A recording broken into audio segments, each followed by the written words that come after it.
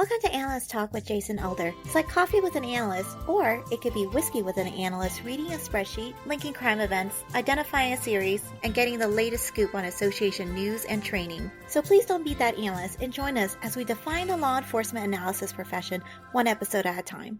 How we doing, analysts? Jason Elder here with another LEA podcast deep dive. Before You Leap, the show of critical thinking and law enforcement analysis. And with me, as always, is Randy Stickley. Randy, how we doing? I am doing good. I just caught myself waving, even though there was no camera for these segments. So it's been a day. Yeah. The beauty of radio, I guess. True. All right. So what are we talking about today? So I'm actually going to give the tagline up at the beginning, and then we can even do it at the end. But I'm actually going to talk about a little bit of before you leap, you always have to think about thinking together.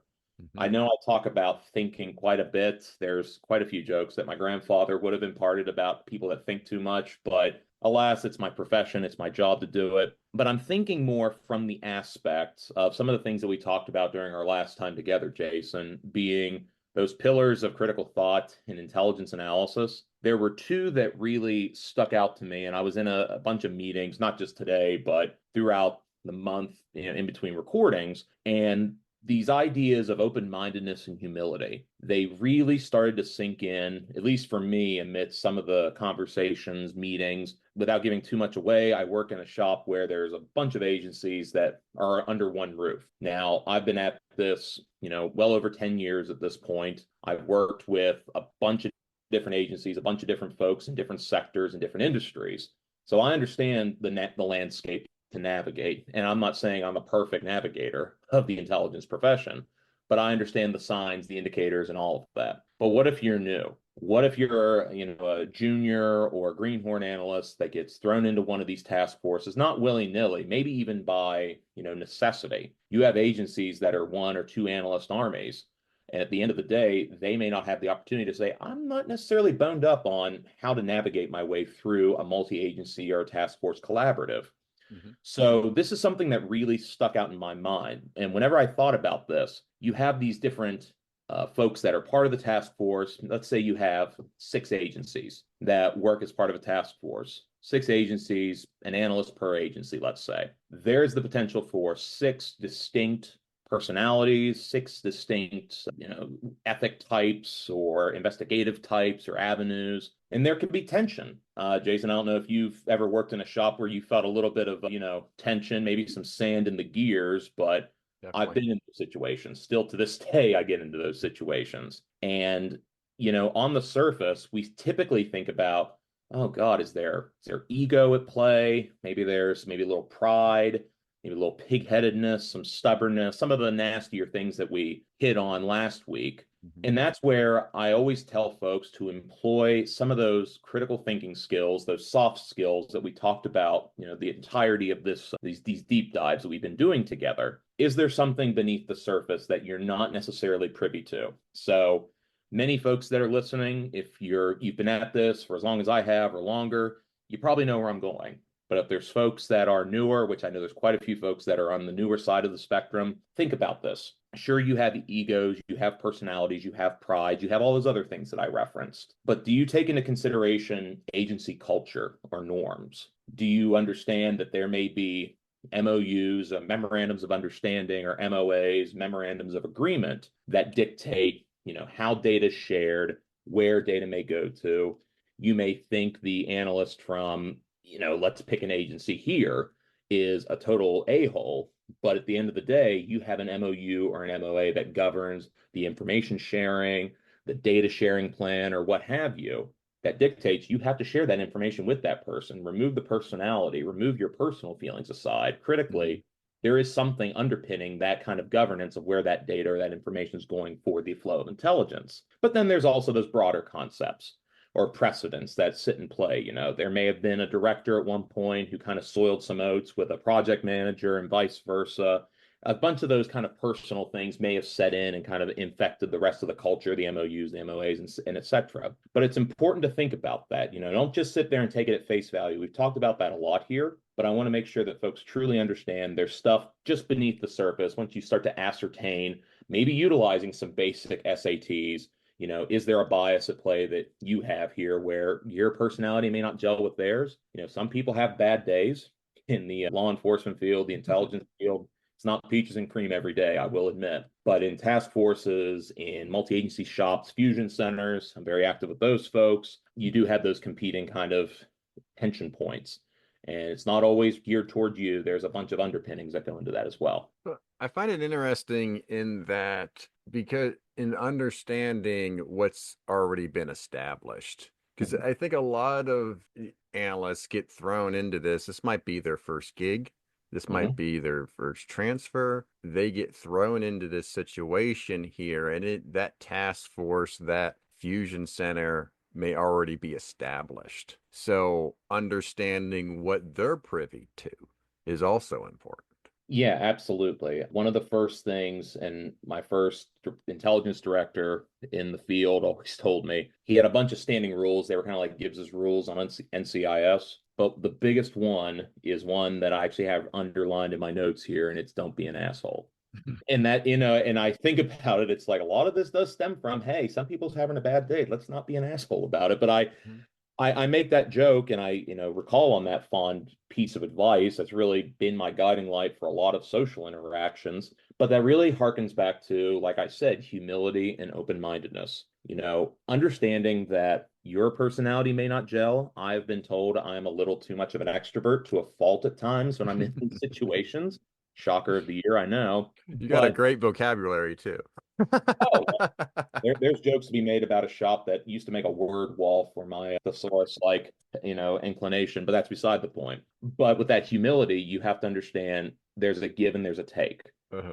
Not all these personalities are going to get along. Not all these egos are going to get along. So you have to kind of, again, think critically, put yourself into their shoes, utilize a little bit of that devil's advocacy, maybe a little red teaming, from a personal perspective to understand that that person has a job too. That person has a mission here too. Yes, it's to develop, theoretically actionable intelligence from a holistic perspective, but you don't know that necessarily the road that got them there. So understand that humility aspect, but also the open-mindedness. I've worked with plenty of agencies, plenty of representatives from agencies when they come in, because they have been the, self-appointed or otherwise authority on something. They think the data that they play with and that they generate and disseminate their intelligence based on is the end all be all. So you have to kind of work with folks to go into it with an open mind or have those conversations to kind of show them, hey, there's another path to consider here. There's another way to arrive at this analytic conclusion, or there's another way to produce this assessment without just being a singularity in terms of your data stream, therefore enhancing their own open-mindedness. One of the things that I often go to when I talk about, kind of the overlaps and the egos, when I was still in West Virginia before we moved over here to Northern Virginia, my last Fusion Liaison Officer conference that I went to with the West Virginia Fusion Center, the keynote speaker was an individual. He was at one time, the chief of police in Boston, Massachusetts during the Boston Marathon bombing.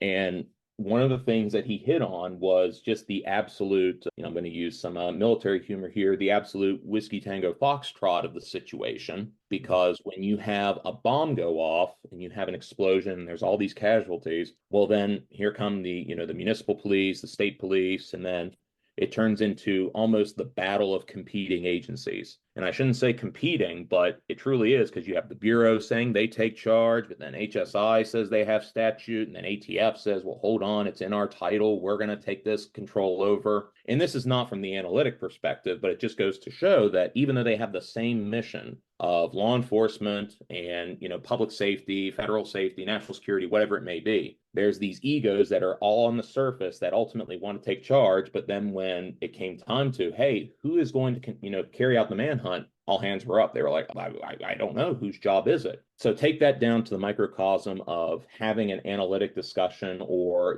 key intelligence requirement session with partner agencies. You all have to come to the table and understand you have data that some other folks do, and likewise, and vice versa, they have data that you don't have access to. So it's important to approach things from that humble mindset, to understand that some people just have bad days and different underpinnings that kind of guide how they do their jobs. But then also, you have something that you're going to learn, and you're going to impart some kind of theoretically going to impart some kind of information or data to them that's going to flesh out this operation, this task force, this multi-agency collaborative that's ultimately going to have some kind of positive result, whether it's an apprehension, an interdiction, interception, or whatever it may be. Yeah. And I've been in scenarios where me and the other person didn't get off to the best of starts. And I was focused on what I was supposed to be doing. And I didn't take time to really understand what their role is in the situation, or maybe some other roles in the team. And it wasn't until we started working together, and sometimes it takes time, right? It's more than just a bad day. It's certain personalities. You just don't want to even talk to that person. You want to avoid that person because you just don't like, you just don't get along with them. But I got to the point where there ended up being scenarios where we were able to help each other out, that I was able to see their expertise and they were able to see my expertise. And it really became more of a fluid situation after starting off so rocky. And I'll tell you this too, and I completely agree with you. I've been in situations where, in the very beginning of my career, I thought because of my extroverted nature that I would be buddy buddy with just about anyone, but that's not the case.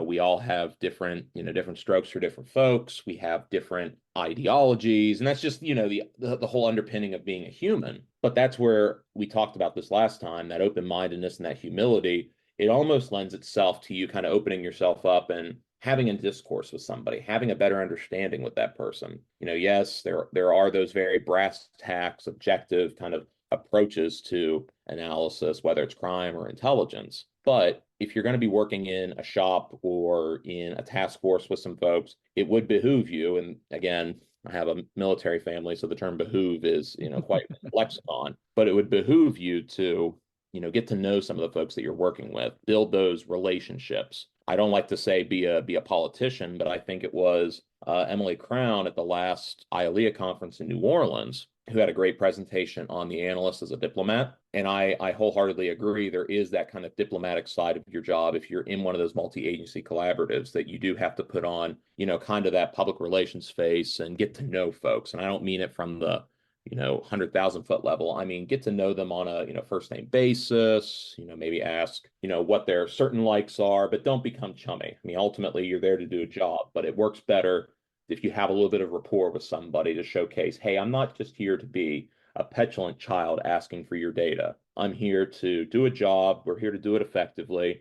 But ultimately, if you make a professional colleague or a friend in the process, that just makes it that much more congenial and that much more fluid whenever you get into those kind of more terse or tense situations. Yeah. And, I like the idea of understanding how data flows and memoranda of understanding, and then getting to know what everybody's role is on the team. I think one of the things that could happen to an analyst as they're going over those two aspects and they're thinking critically, they can identify gaps and find a need, fill a need. And I think that's another important aspects of this working together and thinking together. Yeah, absolutely. I mean, we always talk about it. You and I do, at least from this, platform of the podcast, that critical thinking is very important. But as we're seeing with each discussion and each of our, kind of back and forth, that we are seeing that many applications of critical thinking expand beyond just that analysis role of intelligence or crime, data. Ultimately, it is something that's helping you navigate these situations, these partnerships, these collaborations, or whatever it may be throughout your profession. That's why I think it's such a fascinating topic, and why it's such a almost a blunder and a black eye on many educational folks that it's not taught heavier before folks get to college and they go into this field. Yeah. If you are new to the team, you do have the advantage of being new, right? I remember when I was in Belize, there was a saying, "Come on plane, no complaint." And what that meant is like outsiders are listened to more than insiders, basically, even though they could say the same thing. And so I do think you go to a group and they would be like, "I've been saying that this is a problem for a year," and then the new guy says it, and then all of a sudden everybody's listening. It's funny, and it's totally random, but also goes in that line. I'm also very big on, once you develop that rapport, you start to kind of, take jabs at one another, but from a lighthearted sense, Uh-huh. kind of build that camaraderie. I heard an expression last night that is going to be in my lexicon forever. It's tough and mean will keep you keen. And it's something that I'm going to have to keep in the lexicon because even on the team that I'm on now, we're all very professional. We all, I would consider us rock stars just based on all the work that we've done. But at the end of the day, we like to bust on each other. We like to make jokes. There may or may not be, some off color or otherwise jokes about me looking like a gorilla behind a computer whenever I'm trying to think through something or a project and someone walks up on my desk. But it's all part of it. It's all part of building those rapports, those connections. And once you understand all of those facets that we talked about, the norms, the MOUs, and those broader precedents, by thinking critically and lending that critical aspect, you'll be able to start thinking together and moving towards something that's a little more concentric of a point when it comes to these partnerships. Yeah. What about scenarios where you're in an established group, maybe things are running pretty well, but there's always this concept of the need to sharpen the saw. And so there's that exercise of improvement and maybe new training, maybe a different direction.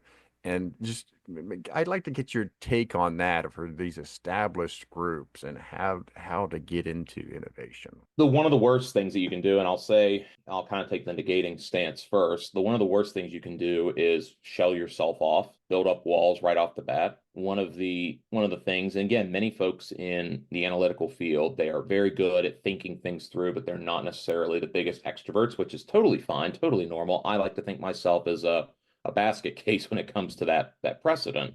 Mm-hmm.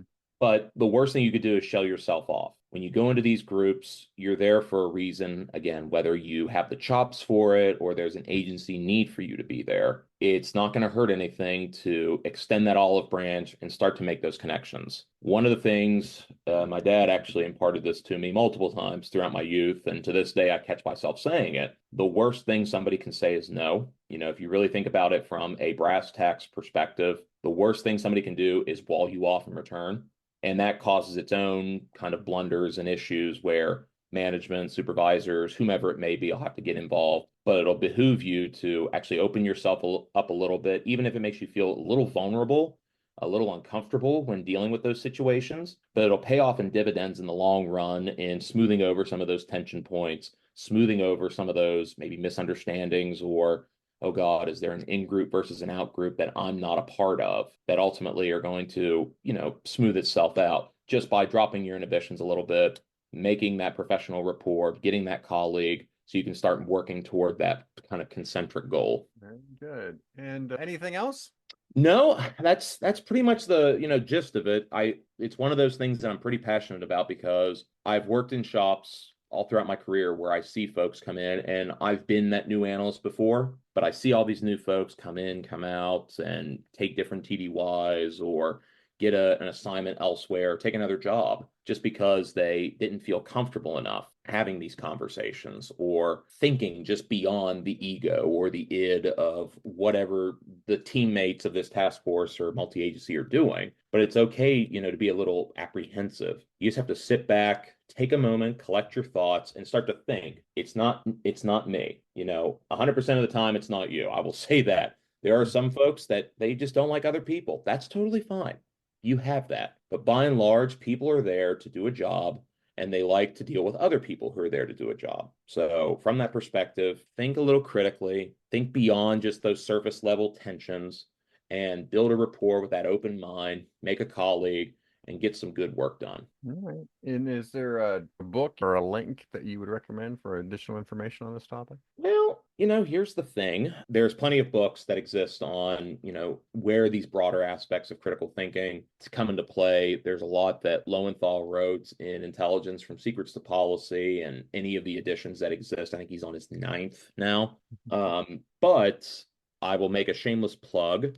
The book that we published that came out last September, October, Rethinking Thought, A Practitioner's Guide to Critical Thinking and Intelligence Analysis. We talk about situations like this. We talk about joining in on cases, on teams, on task forces that there's that established kind of rapport, there's that established rhythm, but how do you necessarily gel yourself in? Or if you go into a multi-agency shop and you might be that new person, how do you think critically and get yourself into those situations? So definitely, I don't want to give up too much of the ghost there. Had a lot of good discussion on it with you thus far, but I want to, kind of have that as a little tantalizing appetizer before folks consider going and getting a copy of their own. All right. And how's the book doing? It's doing good. It's doing good. My entrusted colleague, AK, is the keeper of the keys when it comes to numbers. So I get a nice little email or text every now and then tell me how we're doing. I think a couple of months ago we hit, not a couple months ago, maybe a month and a half. I'm overselling, but we crested over 100. So I'm happy. I'm tickled pink about it. So I'm just hoping we can, continue to get the good word out there. I'll be speaking at a couple conferences coming up about the book. So yeah, it's exciting and it's starting to pick up again. Nice. That's good to hear. So, yeah. And for those listeners, in the show notes, there's a link if you're interested in purchasing the book or even finding out more information on the book. And we'll also include links to additional information on the topic. All right, Randy, very good. As always, I appreciate your time. And until next time, think before you leap. Thank you very much, Jason. Have a good one, sir. Thank you for making it to the end of another episode of Analyst Talk with Jason Elder. You can show your support by sharing this and other episodes found on our website at www.leapodcasts.com. If you have a topic you would like us to cover or have a suggestion for our next guest, please send us an email at leapodcasts@gmail.com. Till next time, analysts, keep talking.